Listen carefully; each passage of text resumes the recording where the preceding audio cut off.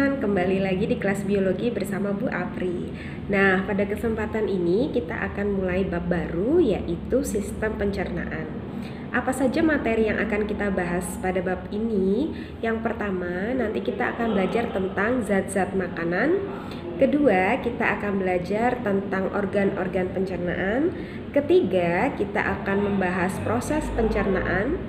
4, kita akan bahas penyakit atau gangguan pada sistem pencernaan. Dan yang terakhir, kelima, kita akan bahas tentang pencernaan pada ruminansia atau sapi. Oke, kita akan mulai dengan membahas zat-zat yang dibutuhkan oleh tubuh kita. Tentunya teman-teman sudah tahu apa saja sih zat-zat yang dibutuhkan oleh tubuh kita. Di antaranya ada karbohidrat, protein, lemak, mineral, dan air.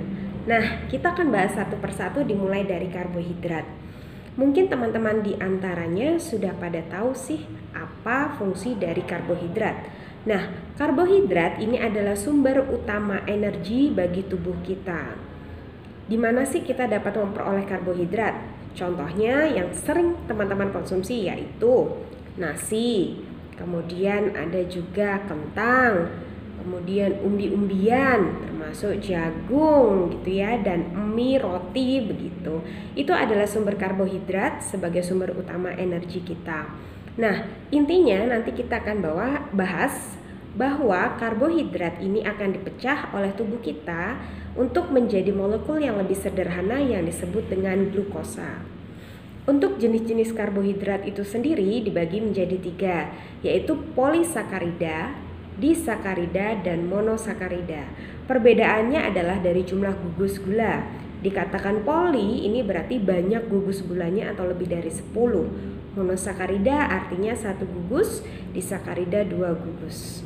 Nah, apa saja jenis-jenisnya? Untuk polisakarida ini sifatnya umumnya tidak berasa atau sukar larut dalam air. Nah, contohnya apa sih? Contohnya adalah amilum, kemudian gula otot atau glikogen. Nah, kemudian disakarida umumnya rasanya lebih manis, mudah larut dalam air. Contohnya apa? Contohnya laktosa, sukrosa, dan maltosa yang nanti akan dipecah ya di dalam usus halus. Kemudian yang ketiga, monosakarida. Nah, monosakarida ini lebih manis dan juga mudah dilarutkan dalam air. Contohnya apa? Contohnya adalah glukosa, yang dimana tadi penguraian karbohidrat untuk diubah jadi glukosa. Selain itu ada juga heksosa dan galaktosa, dimana itu merupakan komponen itu penyusun RNA dan DNA, gitu ya. Nah, kemudian yang kedua kita akan bahas tentang protein. Apa sih sebenarnya fungsi dari protein? Fungsi dari protein utamanya adalah sebagai zat pembangun yang berfungsi untuk mengganti sel-sel tubuh yang rusak. Pada sistem pencernaan, protein ini nanti akan dipecah atau akan diurai menjadi asam amino. Ada 2 jenis protein. Yang pertama protein hewani, yang kedua protein nabati. Di mana sih kita dapat menjumpai protein hewani? Contohnya ada pada ikan, daging, telur, susu, begitu ya. Sedangkan untuk protein nabati kita bisa peroleh dari kacang hijau, kacang tanah, kacang merah, seperti itu. Nah, kemudian yang ketiga kita akan bahas tentang lemak. Nah, lemak ini juga sebagai sumber cadangan energi dalam tubuh kita. Selain itu juga dia dapat melarutkan vitamin A, D, E, K atau yang biasa disebut dengan AD. Nah, tentunya sifat lainnya ada sebagai bantalan tubuh atau pelindung ya. Apa sih fungsi lemak? Itu tadi sudah kita bahas. Yang lebih banyak nanti teman-teman bisa browsing. Kemudian sumber-sumber lemak. Sumber-sumber lemak hampir sama dengan protein ya. Di antaranya yang disebut dengan lemak nabati dan lemak hewani. Lemak hewani contohnya ada pada daging, ikan, telur, susu. Sedangkan nabatinya ada pada jenis kacang-kacangan, kacang hijau, kacang tanah, kacang merah. Nah, lemak ini di dalam tubuh kita akan dipecah menjadi asam lemak dan gliserol. Kemudian yang keempat adalah mineral. Tubuh kita itu memerlukan mineral dalam jumlah yang sedikit, kurang lebih 4%. gitu ya. Nah, fungsi dari mineral adalah zat penyusun tubuh. Jadi untuk mempercepat reaksi yang ada di dalam tubuh. Ada makro yang disebut dengan makro mineral, ada yang disebut dengan mikro mineral. Apa sih makro mineral? Itu contohnya ada pada natrium, kalium, kalsium, fosfat, magnesium. Nah, masih ada yang lainnya. Kemudian apa sih contoh dari mikro mineral? Contohnya adalah mangan, kemudian kobalt, kemudian juga seng dan tembaga. Nah, itu yang dibutuhkan oleh tubuh kita. Kemudian vitamin, berkaitan dengan vitamin juga tubuh kita memerlukan vitamin. Ada macam-macam ya, A, B, C, D, E, K gitu ya vitaminnya. Yang umumnya larut dalam air yaitu vitamin B dan C. Sedangkan yang larut dalam lemak adalah vitamin A, D, E, K. Fungsinya adalah untuk memperlancar metabolisme tubuh kita. Kemudian air, ya di dalam tubuh kita komponen utamanya memang adalah air. Karena kandungan air ini di dalam tubuh kita cukup banyak sekali, sekitar ya 70% adalah air semuanya. Apa sih fungsinya? Selain untuk menyokong metabolisme tubuh, dia juga sebagai pelarut di dalam tubuh. Nah, itu kurang lebih bahasan tentang zat-zat makanan yang dibutuhkan oleh tubuh kita. Kita akan bahas mulai dari organ-organ pencernaan. Oke, kita tadi sudah bahas tentang zat-zat pada makanan. Sekarang kita akan bahas tentang sistem pencernaan manusia. Kita mulai dari organ-organ pencernaan pada manusia. Nah, sebelumnya kita akan bahas tentang proses pencernaan yang ada di dalam manusia. Ini dibedakan menjadi dua. Yang pertama adalah proses mekanis, yang kedua adalah kimiawi. Dikatakan mekanis itu berarti perlu bantuan yang mekanik untuk memecah dari makro menjadi mikro atau besar ke kecil. Sedangkan kimiawi ini melibatkan kerja dari enzimatis. Untuk apa? Memecah molekul-molekul agar mudah diserap oleh tubuh kita. Nah, apa saja sih organ-organ pencernaan pada tubuh manusia? Kita awali atau kita mulai dari rongga mulut. Nah, rongga mulut nanti dibantu oleh gigi, kemudian lidah, kemudian ada juga enzim yang bekerja di dalamnya. Nah, setelah dari mulut nanti masuk ke dalam kerongkongan atau yang disebut dengan esofagus. Di kerongkongan ini nanti tidak terjadi mekanik atau kimiawi, jadi dia hanya perlu untuk adanya suatu kegiatan meremas-remas atau gerakan peristaltik dan masuk ke lambung atau ventrikulus. Setelah di ventrikulus nanti dia dicerna secara kimiawi dan mekanik juga agar lebih halus untuk dimasukkan ke dalam usus halus atau yang disebut dengan intestinum. Nah, di usus halus ini nanti cukup banyak kerja dari enzim karena juga melibatkan beberapa enzim yang dikeluarkan oleh pankreas. Setelah itu, sisa-sisa makanan akan diteruskan ke usus besar, sedangkan yang perlu diserap nanti akan diserap oleh usus halus dan kemudian diedarkan oleh sistem peredaran darah kita.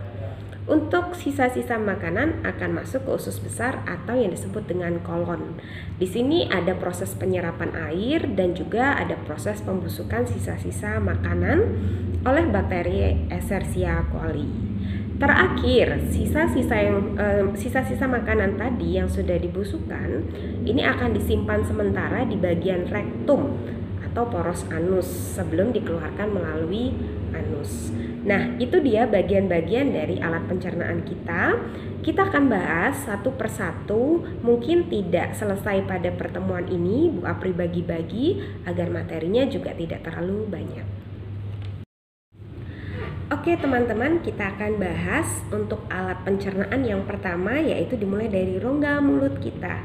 Nah, di dalam rongga mulut kita ada beberapa hal. Yang pertama ada gigi, yang kedua ada lidah, yang ketiga ada air liur yang nantinya berfungsi untuk mengeluarkan enzim. Nah, berkaitan dengan rongga mulut, sistem pencernaan makanan terdiri dari dua hal, yaitu proses mekanik dengan bantuan gigi tentunya, kemudian kimiawi dengan air liur yang nanti dikeluarkan enzim.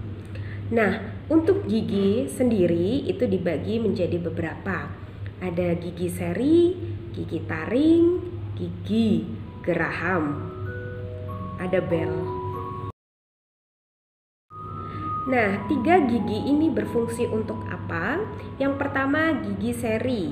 Gigi seri ini berfungsi untuk menggigit makanan.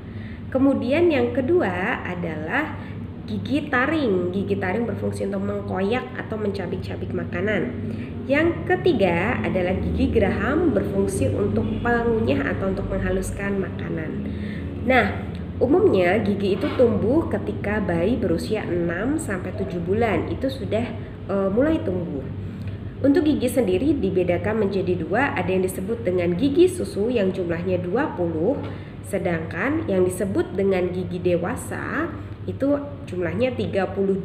Jadi ada tambahan gitu ya. Tambahannya di mana, yaitu gigi geraham paling belakang. Nah, teman-teman bisa cermati di gambar ini pembagian gigi susu dan juga gigi dewasa. Bedanya ada di bagian gigi geraham dengan jumlahnya.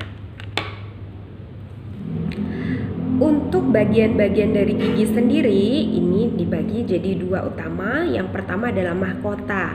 Mahkota itu yang berwarna putih gitu ya. Kemudian yang kedua adalah akar. Nah, untuk bagian-bagian detailnya adalah bagian terluar itu disebut dengan email gigi, bisa teman-teman cermati di gambar ini. Bagian dalam yang warnanya lebih kecoklatan ya, itu disebut dengan dentin. Dan bagian ketiga ada yang disebut dengan pulpa, yang isinya adalah serabut, saraf, dan pembuluh darah.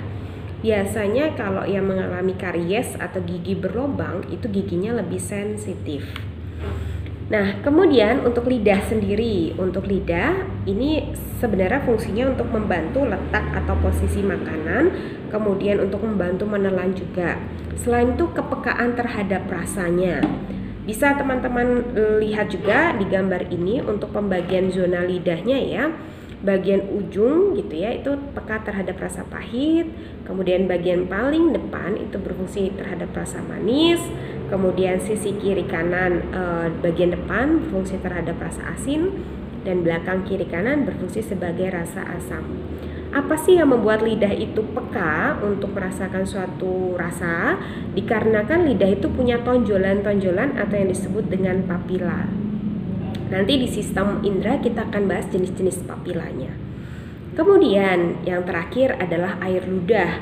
Nah, air ludah ini berfungsi untuk mengeluarkan enzim petialin atau fungsinya merombak jenis karbohidrat untuk diubah menjadi maltosa. Belum dalam bentuk monosakarida, bentuknya masih maltosa.